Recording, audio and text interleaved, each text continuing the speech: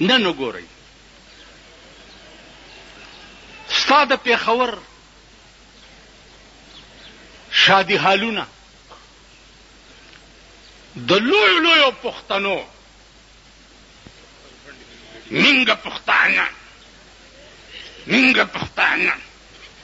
منګه پښتانه هغه پکې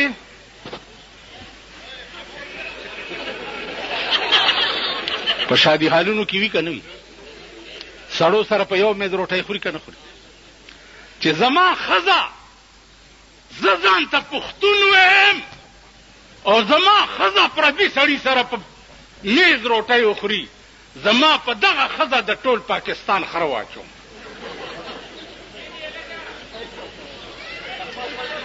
دا نن داسې د اوس ملک شو کومه جمع کې چې در سره هغه سړی ولاړي چې ښځه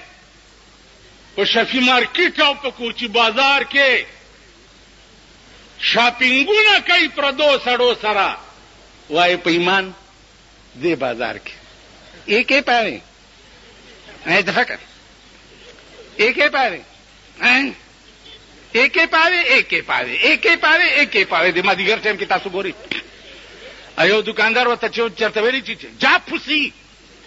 اگے لنگ وہی پھوسی تیری ماں سی میں تاجا 14 سال دی ہاں میں ان پھوسی ہو گئی ہاں تا پھسکائی دی کنه ټوله ورځ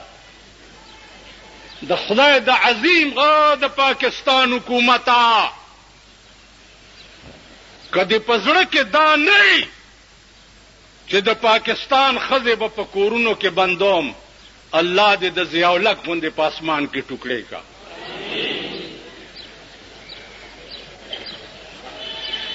د پاکستان ښځې دومره لرې لاړې آسان چل دی یو ښځه که د معتبر نه وي د غریب خیر دی د کابلۍ په دې ګیټ کې سر لاندې او خپې پاس ځوړندومه او اعلان کوم چې کومه ښځه بار راووته دا بې حالي کرانه ښځه راووته ګیره مې کله کوي خو پوه دي چې په دبلدین اورېدلې یم نړۍ دبلدین دی هغه ورځ ناستمه د یو تیکو والا د زوی جنګ تېرېدو نه تیکو والا ورسره ما ته داسې وکتل وایي ستا مال په کومه نو بیا مې ورته وایي ماللکه مبارک شه د زوی واده دی ویل بس هغه ارامیانو هغه ډولکې هغه ګولو مال یو شوق مې وشو خو دروتې نه شوم ویل څه مال بس دا مې شوق و چې دې ډولکي ته ځم لږ ګډ شم چې تاسو جنګ تېرېږي که نه چې ځم لږ ګډ شم ویل ولې مال د ډم قوم امام هم ډمي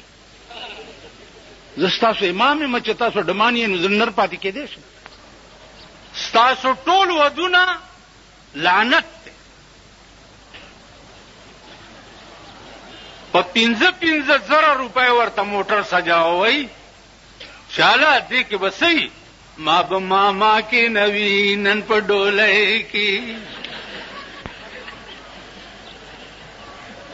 او ورسره دوڼدوڼې هم ناستې مخکې زه چې په مال دکان کې ناست یم او دا د موټر را باندې تېر شي نو ما نه دا رایاد شي چې ما به ماما کې نوي نن په ډولۍ کې بیا زمونږ یو اشنا دی د هغه واده نو بینډې پې راوستی ما لکه دا دې سارام توپ کړی دی ویلې مور مې وی چې آخري زوی مې دی چې لږ ارمان پې وباسم وایي په دغه مور ته سټکوری شي دغه زړې خدای په ګرنیټو لګوه نن زړې چې څومره ورانې دي اوس خو بل مزه جوړه شو